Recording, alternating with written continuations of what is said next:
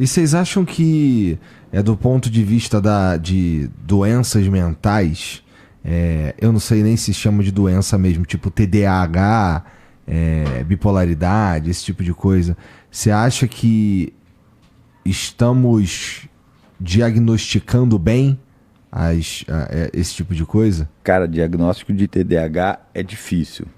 É difícil, tem uma série de questões aí. Eu acho que qualquer diagnóstico, como ele falou, é difícil. E a outra coisa que a gente tem que pensar é que o diagnóstico de doença mental ele é evolutivo em alguns aspectos. Por quê, cara? Porque você chega lá no teu médico e fala, tô com isso, com esse problema. Beleza, teu médico analisa aquilo ali que você trouxe, pode pedir algum exame adicional, ele vai analisar os dados, eu acho que é isso. Daí você foi na segunda vez no médico, você já traz, mas eu também estou com dificuldade nisso, pronto. Ele já começa a pensar, então talvez não seja isso, talvez seja isso. Não ter um biomarcador é muito difícil para nós, cara. Se tivesse um exame de sangue, ia ser uma maravilha. Então, de certa maneira, eu diria o seguinte, estamos diagnosticando melhor, certo? Estamos mais atentos a alguma coisa, mas a dinâmica do diagnóstico psiquiátrico ela é bastante difícil, né? Até eu e Wesley, a gente fala bastante disso, é provável que nos próximos anos isso mude um pouquinho, né? Seja mais ferramentas? Mais ferramentas, outras propostas de diagnóstico, outra dinâmica de diagnóstico. Mas eu diria o seguinte, cara, hoje nós estamos mais atentos à doença mental e com profissionais melhor treinados para doença mental e com a população também, de certa forma, mais sensível a isso. Há um tempo atrás você falava doença mental, quer dizer, não, sou louco. Para ir em psicólogo, não sou louco para ir em psicólogo. Então a gente está tendo uma mudança de cultura em relação ao cuidado com a saúde mental, que não existia antes, certo? A saúde mental tem se tornado um aspecto relevante, talvez porque, de certa maneira, além de todos esses fatores que eu falei, a nossa busca por uma saúde, por uma vida mais adequada, faça com que a gente olhe para dentro também e olhe para essas situações mais estressantes, de raiva, das nossas relações com as pessoas, de uma forma mais crítica, certo? Mas eu não acho isso ruim, porque às vezes eu ouço muito teoria conspiratória da indústria farmacêutica, de não sei o quê. Eu trabalho com sofrimento humano. O cara está sofrendo, ele pode ou não ter uma doença mental, eu vou ter que olhar para aquele sofrimento e tentar, de alguma forma, dar algum tipo de solução para ele, certo?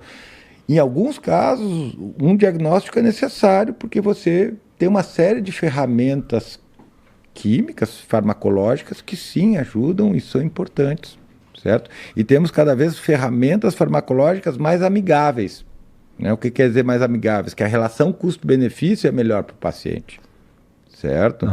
Então,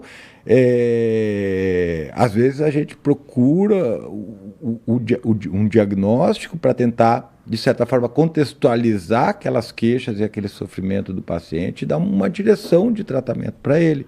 Mas às vezes é durante o tratamento que você vai observando outras questões que estavam ali, mas que não estavam visíveis no primeiro contato que você tem com o paciente. Então, o diagnóstico pode também evoluir. Então, pode passar de um diagnóstico de depressão para um diagnóstico de TDAH ou de depressão e TDAH combinado ou um diagnóstico de transtorno de humor bipolar, certo?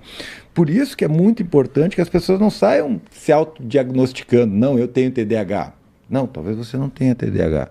Aliás, você tem outra coisa. Aliás, o TDAH, por exemplo, você pega um paciente com bipolaridade numa fase de hipomania e um TDAH com componente grande de hiperatividade. Na fase de hipomania ele tá como? Tá mais ligado, mas fala mais, dorme menos, mais energético, libido mais alto, quer fazer mais coisas, mais comportamento de risco, planeja comportamento de risco.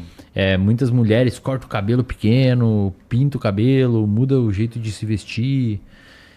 Então, assim, um paciente com TDAH e um bipolar em hipomania e o TDAH com componente forte do H, a hiperatividade alta, cara, é muito parecido. Eu acho que é muito difícil distinguir sem esperar passar um tempo e ver se o que vai mexer. É muito parecido. Então, às vezes, você não tem o diagnóstico que você acha que tem, tá ligado? Muito provavelmente você não tem o diagnóstico que você acha que tem. Ou seja, basicamente não dá pra você ir a uma consulta e achar que o cara vai saber exatamente o que Assim, você tem. tem alguns casos que é muito característico em uma consulta, dá para ter com razoável grau de certeza o que a pessoa tem. O problema é o quê? Muitas pessoas atendem por volume. E, por exemplo, eu tive paciente que foi em 4, 5 psiquiatras, não são todos que são assim, tá? Acredito ser uma minoria, mas existem. 4, 5 psiquiatras, eu falei, qual que foi a consulta que mais durou? A primeira consulta com mais tempo? Eu falei, foi de 20 minutos. Teve umas de 8 minutos, 10 minutos. Aí eu digo que é impossível realmente diagnosticar uma pessoa em 8 minutos.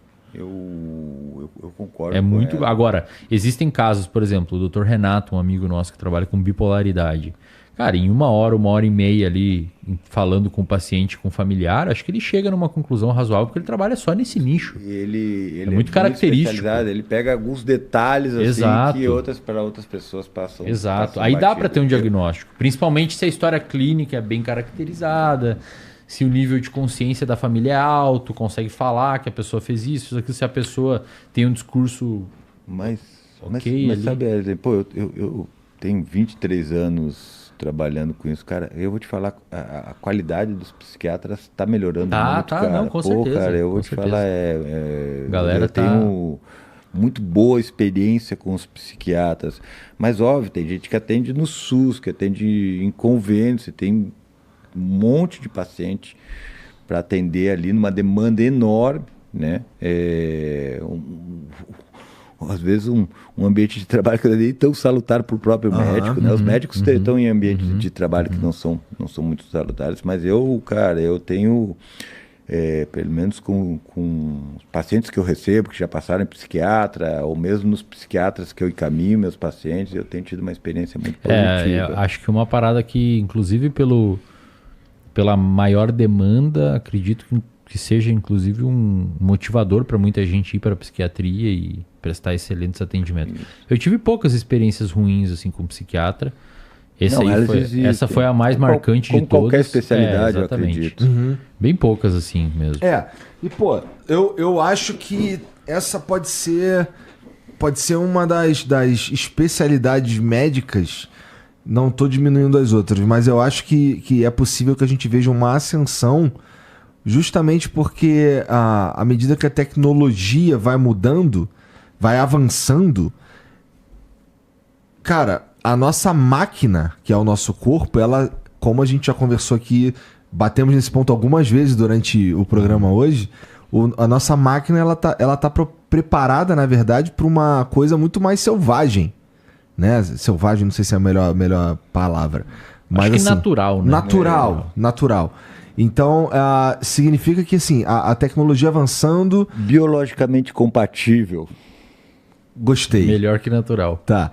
E assim, a gente sempre... A tecnologia, ela sempre caminha para aumentar o conforto do ser humano, né? E esse conforto traz o 50% das pessoas acima do peso, traz um monte de comportamento que a nossa máquina não está preparada, né? 50%, velho. É muita gente. É muita gente. Então, aqui nessa mesa, na verdade, essa estatística não funciona. Não, aqui a gente tem 1/3.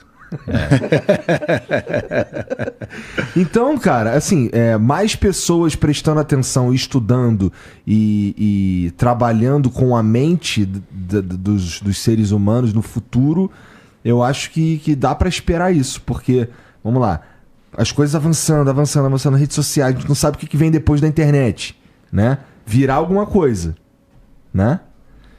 Isso vai mudando a maneira como a gente lida com o mundo e fode. Porque assim, cara, aquilo que a gente falou, não estamos preparados para ser bombardeado com a quantidade de informação que a gente é, né? Cara, não estamos. E a gente vai ter que ver como é que a gente se adapta a isso, né? É uma coisa muito nova pra gente, né? E assim, quando a gente fala em adaptação, não é que a gente vai necessariamente melhorar, não é necessariamente que vai crescer um cérebro enorme. Isso. Porque a adaptação, eu costumo dizer que a adaptação é meia bomba. Se ela consegue fazer mais ou menos, tá bom. Ela não vai mexer naquilo. Só precisa garantir a reprodução. Só precisa garantir a reprodução. Agora,